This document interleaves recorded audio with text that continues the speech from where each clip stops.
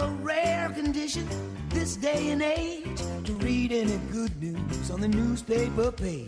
And love and tradition of the grand design, some people say, is even harder to find.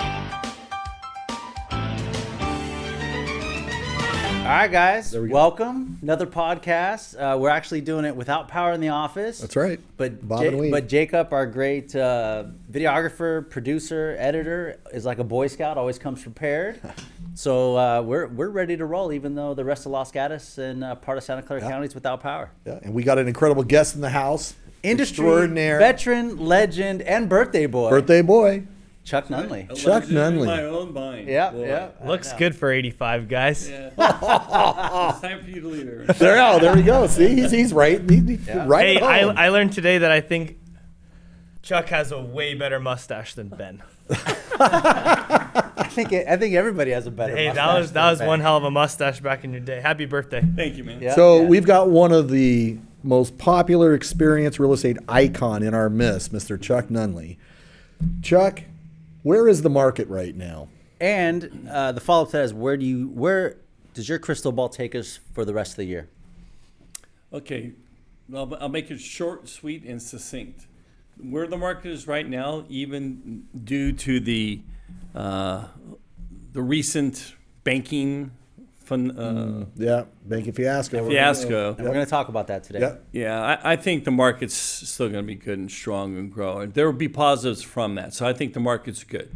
We have limited inventory. There's still buyers. If you look at the numbers, under 2 million, all I see are pending. And then when I saw one sell on Clydell, listed for 178 and sold for 2.2. Yep. That's last year's. Right. Clydell's Market. Cambrian, right? Yes. Yeah. So that's where I see the market now. For this year, from what I've seen and read, and I look at some of our economists or industry, I think the market's going to change, grow, but I think in 2024, we're going to be back to where it was. I mean, Where it was prior to COVID. prior to seeing this downturn in the last. The most recent downturn that we Yeah, had. so last May, last June, when things Yes. kind of peaked. I think we can all agree March of 2022 was like the peak of the market. Yep. Right? Yeah. Okay. You've almost hit around the nose. Yeah, March, April time frame. I think we all remember that month, that day maybe. Yeah. And you believe that as we get into 2024, we're going to pretty much go right back to that we were seeing. Yes, I think we'll go back. Hopefully, the interest rates will have either bottomed out or gone down, and people will succumb to the market as they always have. You got to move with the market. You can't sit there and just woe is me. And I've seen enough of these markets, as you said earlier. I've seen a lot 5 down and 5 up markets. Wow. Yeah. Well, yeah, and I think, you mentioned Silicon Valley Bank, as we all know a couple of days ago. I think it caught a lot of people off guard, right? I don't think anybody was expecting that necessarily. And so there was that immediate panic. You're right. I mean, we're getting texts from people because we don't bank there, but we have a nice regional bank that we use that was impacted by this as well. So we're getting texts from people, pull out your money. Yep. I was in Mexico at the time, and I saw the news, and there's lines out the door, people trying to do 2-hour-long lines to take their money out of SVB, and they gave them all their cashier's checks. Everything was made whole. Yeah. FDIC said they would guarantee them over the 250. So I think it was a blip. And on the plus side, mortgage interest rates dropped. Yep. Right? Because everybody moved their money into bonds and gold. Of course. Government stepped in, over the weekend, and like you said, shored up the bank and the deposits to reinsure, because they do hold a lot of our Valley's money. Right. Mm-hmm. And so, I agree. I think it's a blip. I think there was an opportunity to buy some good banking stocks. I agree. Listen, I was just telling Dee Dee last night, because we do bank with First Republic Bank. So do I. I got to admit, a lot of us do. And I remember you and I got, exactly. And our property management company's got a huge broker's trust account, well over the 250. So I was a little anxious over the weekend. Sure. But Monday, I talked to the vice president over at First Republic. He sent me their balance sheet that everything was dialed in and stuff. And they're 2 to 3% of their portfolio is where Silicon Valley Bank was a 90% holder on it, right? So solid bank. I told Dee Dee last night, I said, you watch this, because they dropped, First Republic Bank dropped 83% last night. Yeah. I went ahead and I talked to them. I'm going to go buy some of it. Yeah, I agree. And it was up 52% today. So again, I think it's a blip. I see some opportunities there. Bonds last week were going at 5.2%. You can easily get, now they're down to 4%, right? Interest rates, now they're talking about, okay, let's bring those down a little bit. Yeah. So the next question I'll throw out to you guys is, there's been a lot of talk about what the Fed's going to do in the meeting this month. Right. And originally they thought, okay, half a point increase. Correct. And then they're saying, okay, well, maybe it's going to be flat. Now they're saying, well, they're still going to increase it a little bit. Where do you guys think we're going to end up when they meet this month? Chuck? I think people are starting to lose faith a little bit. Your name's in the not Chuck. economy. I know, but I It's didn't not your say birthday. anything, so I was like, whatever. Either, so. Go ahead, Aaron. My turn? Yeah. Thank you. I think there just seems to be no rhyme or reason for what the Fed is doing, and then all of a sudden we, pull out and the government becomes superheroes, and they make sure that, all the people get their money back, and they make payroll and this, that, and the other. Okay, but what's the Fed going to do? I know, but how can the Fed continue to raise rates every single time they meet? Because they have something we don't have. What? They got a button that prints money. But it's not making sense anymore. But that's their so solution. you're going to go save all the banks, It's- and then you're still going to raise rates? This administration, their solution has been throwing money at the problem. Mm-hmm. And temporarily it works. Well, so 2024 is an election year too, Yeah. and Chuck is saying good market 2024. Kind of interesting because typically Well, what do we know in an election year? Typically, Feds drop rates, gas prices go down, right? Because you want the consumer to be confident in the economy. in the current administration. I got to ask Chuck this question because I think, Chuck, for those of us, I'm 30 years in the business. I know you're way beyond that. Oh God, Oh. there we go. Oh, that's old people that are irrelevant? This would be a very relevant statement, Mr. Aaron. Yeah. I know historically we've always been accustomed to, listen, Silicon Valley, it's a marathon. We know it's going to be a great place to buy and invest in real estate long term. But there's those cycles. And as you just said, you've gone through 4 or 5 of those cycles, right? Mm-hmm. If we follow that trend, we should have cycled in fourth quarter 2019, which we started to. And then COVID came and did nothing but add fuel to the fire. And it totally falsely, I think, kept that appreciation trend going upwards, right? Mm-hmm. We're seeing a little bit of decline. So I guess here's my question. Our cycles used to be 5 to 7 years. If you're talking to that individual where we're saying March of 2022 was a peak of the market, in theory, or if we look at history repeats itself, we won't see that market come back until 2027. Yep. But I'm starting to kind of look at it as population's growth is gone. That's going to shorten those time periods, I guess. What is your thought on that? You know what? We're such a global economy. Here locally, here locally, yeah. But throughout our whole country, the impact of what happens here can be from any place else in the world. And so I think that there's going to be a shorter period of time for these turnarounds and escalations. Okay. And plus this place, even though they're saying, people are leaving and all that, if you buy into everything, we just want you to go sit in the corner, curl up and suck your thumb. So I don't buy it. If you go to work every day, you look at the economy, yes, we don't have control. That's the only thing that bothers me is that little button where the $1 trillion used to be out of mind, right? Way too much money. Now it's like, we're going to do $1.2 trillion to go do this and that. That's the only thing that bothers me because we're what, 30 trillion in debt? Is that what our country is? That's nuts. Absolutely nuts. How do you, the interest alone has got to be $100 billion. And that's the concern when we talk about interest rates, right? Because the only way that they're going to get that money back is by increasing the interest rates, right? So at some point, inflation and everything else, and we just kind of went through this whole inflation, greedflation scenario. It is a matter of at some point, this money's got to be paid back. When was the last time we had a surplus? A surplus. No, who was president when we had a surplus? Clinton? Clinton, I think, had a good surplus, right? Yeah. I don't remember if Clinton had a surplus or not. I remember Reagan did pretty good, but yeah. But I think it just continues to show how insulated our valley is, right? Because the conversations we're having right now about limited inventory, multiple offers again, 300,000-400,000 over asking price, that is not indicative of what's going on Midwest. Right, 100%. Right, and so I guess it's a good segue into our our market minute.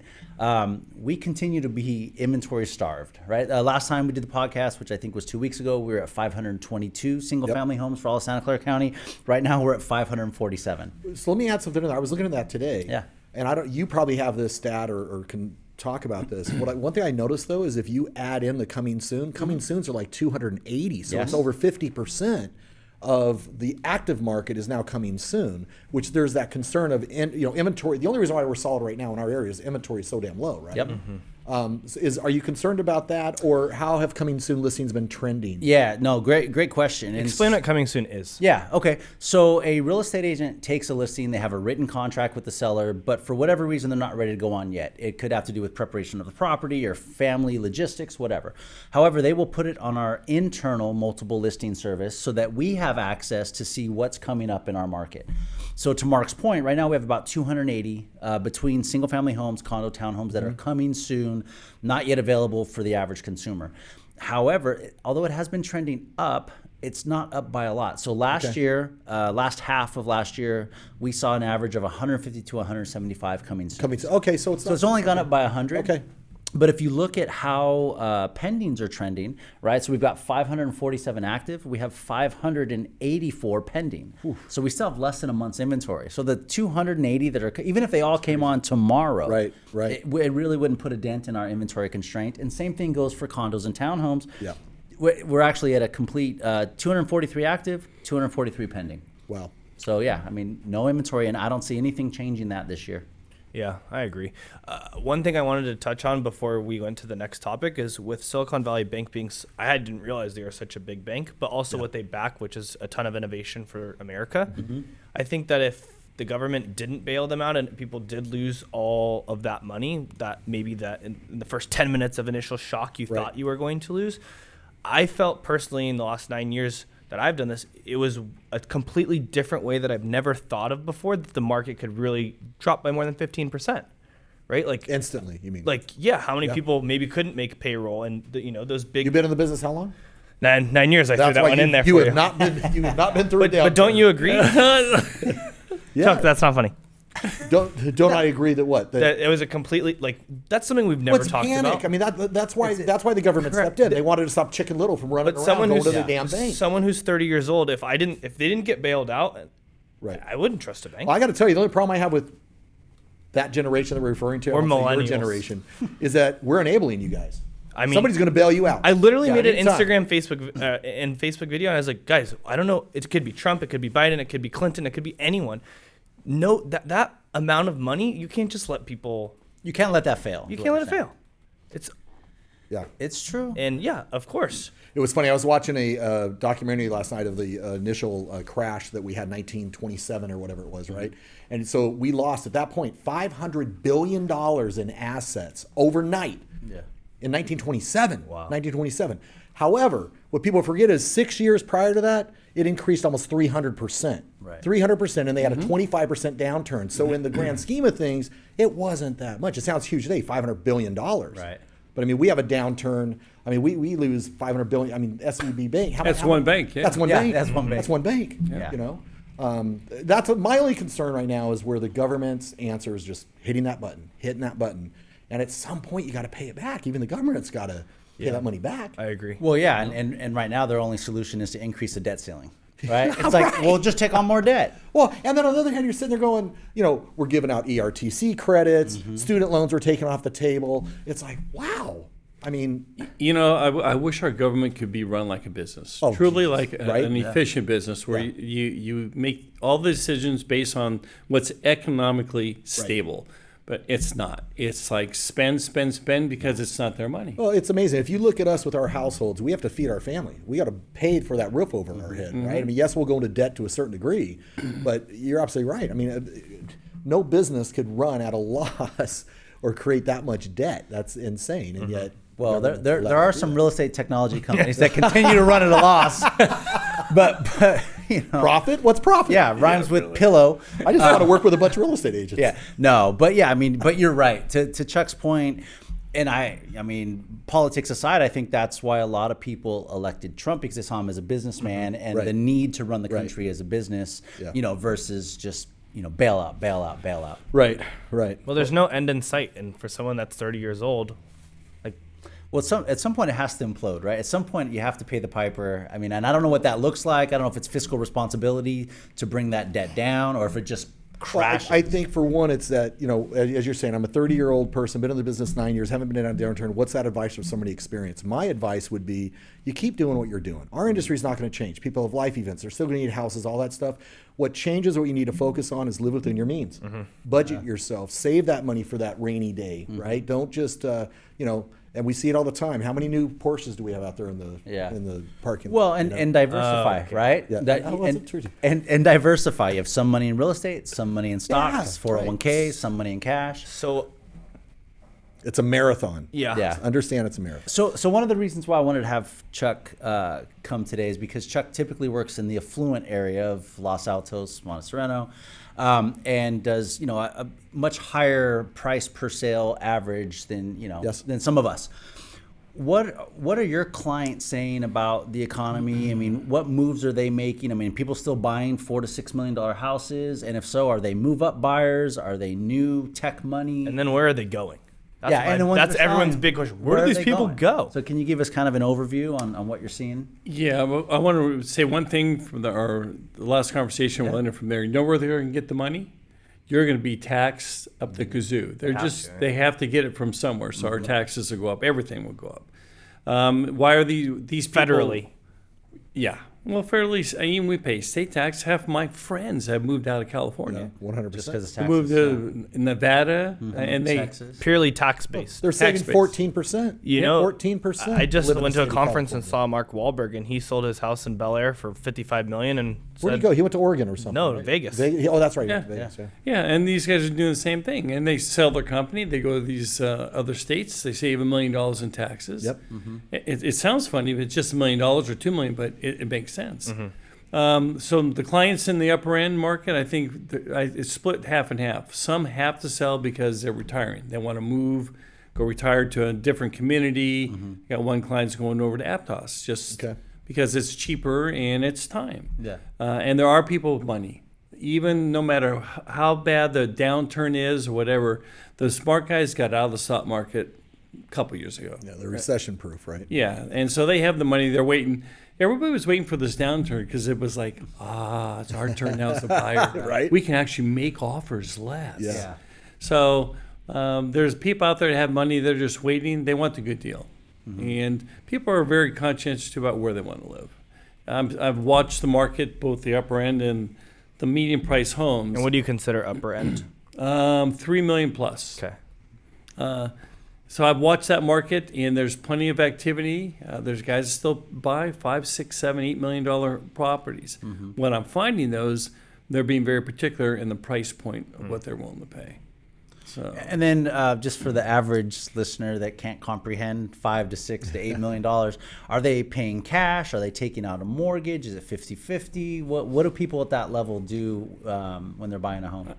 predominantly they're paying cash, or they've just sold their $3 million, $4 million home, and now they have, maybe they've owned it outright, so they have $4 million to put down to an $8 million sale, and they put the rest in cash. Wow. So I got a question for Chuck. Totally off subject. Today's your birthday. well, it's next week, but today We there's- celebrated your Your birthday. 39th birthday times a few, but Yeah. that's okay. But the question I have for you, man, I mean, you have been in this business a long time. And agents will come up and ask me because you are the first one in at I was the just about office to say every that. morning. Nobody can beat you in this office, and you're most of the time the last person to leave. The question I get is, Chuck has been successful his whole life. He's created a great life for him. What the hell is he doing working at his age? We actually were talking about this on the We golf were, course right? one time. We're like, It was God. like, Chuck doesn't have to work. And I'm that- like, that's What? So what continues to drive you? Because this Yeah. business can burn you out. Sure can. I tell people in tongue in cheek, whoever is listening, I don't drink enough. I call it Philo. Hang out with us a little bit more. Yeah, really. Philo, first in, last out. Yeah. I've always been a morning person. I find that I get more done by myself when I'm anywhere and there's no distractions. Got it. So I've always come into the office early when I own my own company, when I managed, it's my thing. I'm a horrible golfer. I told Aaron, I said, what I wanted to do is get a par 5 here, where we put cups and we just start putting our way around the office. There you go. If I had more time, and I do take time off. Kelly Solberg was teasing one day, says, do you ever take off? I go, I take off, I just don't tell you.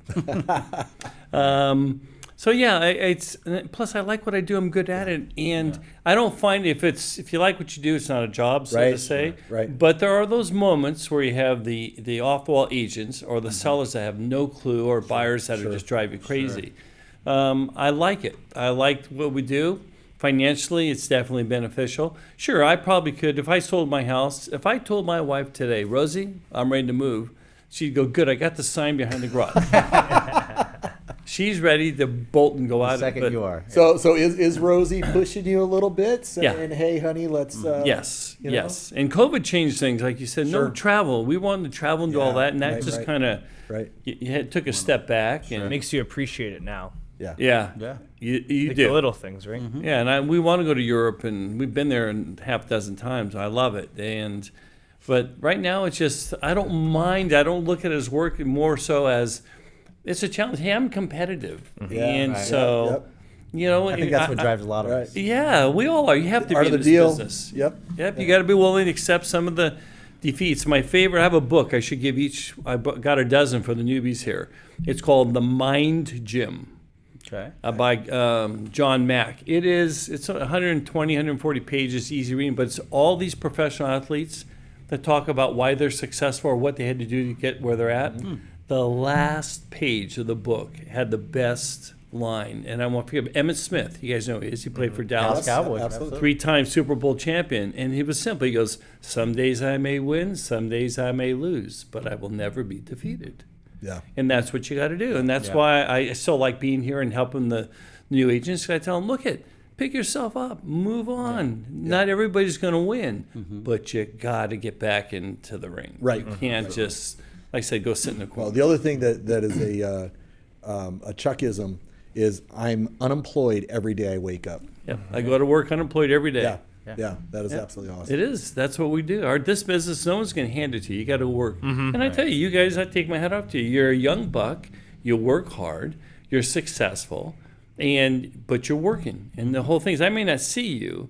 If I don't see the numbers, then I think, okay, what are you doing with your time? Right. So the numbers will tell the tale. But it doesn't matter. You don't have to be here. I like being in the office for a lot of reasons. I got a great admin, and she helps me get my business because I hand it over, and then I go out. Right. And I get some more deals. No, and thanks for sharing the fact that you have an admin and because I was going to transition to this, a lot of real estate agents in our office, in our market, the focus is online leads, technology, you have to be posting on social media every day and just be up on all that cutting edge stuff. You're extremely successful in our industry. I don't think you do any of those things. So can you talk a little bit about, is it slow and steady or just use the tools that you're good at, or why not embrace maybe technology as much as you kind of hear that's out there now? I only could do so much. I mean, and I could embrace it more. My son, Ryan, runs with it. He's great from that aspect. I do a little bit of that, but I'll have either with my, I'm not really into Facebook or Meta platforms that much, but one, I just don't want to talk to so many people or communicate. I'd rather be talking about business. But I do a lot of the same type of marketing I've done in the past. I do a lot of print marketing. Okay. And I used to knock doors years ago, but I don't do anymore. But I send out a lot of mailers. I let them know I'm still in the business, and I still get a lot of calls. And I hit on my sphere. Okay. So And you know what he does? what? So Sarah runs Hero Ranch and Flowers in Saratoga, and one day she came home. She said, "Do you know Chuck Nunnally?" And I was like, "Yeah." What do you do now? And then he told me I'd be really good in real estate, and then he left his card, and he said if I ever have any referrals, I'll send him this way or something. Like that. That is awesome. And something that stuck with me, you actually taught me at On Pinnell back when they were still a company, in our master's class 9 years ago, and you related real estate to baseball, and for some reason that really just stuck with me, and how sometimes you're going to go on appointments and you're going to lose, but you don't, an elite athlete is hitting 300, their batting average, and he wants to hit 1,000, but he's not always going to hit 1,000. And the faster you can let it go and move on to the next and help your clients that you currently have, you're just going to keep winning. Okay. So if I could boil it down, perseverance, you got to get back up. You need that next plate appearance. contacting with your sphere. So talking to the people that you enjoy talking to, mailing to them, mailing to your farm, just kind of that old school, just Drops the card no matter what. drops a card, no matter, still carries business cards. I do cards all the time. I can't believe people right? do cards. It's like, Yeah, your business card. I'm guilty of that. I was asked for my business card at my son's baseball game last week for the guy that owns Kirk Burgers on Basco. Oh, there you go. And I'm like, I don't have a card. But if Chuck was there, he would have took the deal right out of my hands. That's it. So okay, so great lessons, and thank you for sharing that. I think he's going to go have lunch at Kirk Burgers. Yeah, right. I know. Damn. So what's one mistake that you see sellers, like what's one big error that you think sellers make that you would like to share, that you wish they wouldn't make? I wish they would listen to me when I tell them what I think their house is worth, not what they think it's worth, Right. or someone else tells them. Because you have a strategy around that number, or Yeah, I do. When I go in for value, that's why I'm so emphatic about being here. I go look at real estate all the time. You guys know that. If you don't go look at real estate, how do you advise somebody on what the value of their home is? You haven't seen anything. Right. So I make the new guys go out on tour. If you don't go on tour, go look at 5 homes in Cambrian today and Campbell. But when I go give a presentation and I go over value, I know where the sellers want. I know where they should be. They should be maybe 4 and 4.5, and then I always ask, well, what do you think your house is worth? Well, Chuck, we have you here to tell us. I said, mine's in writing. I can't change it. Yeah. What do you think it's worth? Well, we were told 4.7 to 5 million. I go, I don't think that's going to happen. And I wish they would just listen the price of home right. Yes, I want to get them as much money as I can, but they chase the market. And my whole philosophy is let's have you lead. Right. Yeah. But they think I just want to get paid quick. Yep. Right. And that's not it. I said, do you want to sell your house? Do you want to put it on the market? And then you're going to call me every week. What's going on? So I wish sellers would just kind of succumb to, and you know what I want to do sometimes? I said, I tell you what, I'll pay for the appraisal if he comes in more than what I tell you it's worth.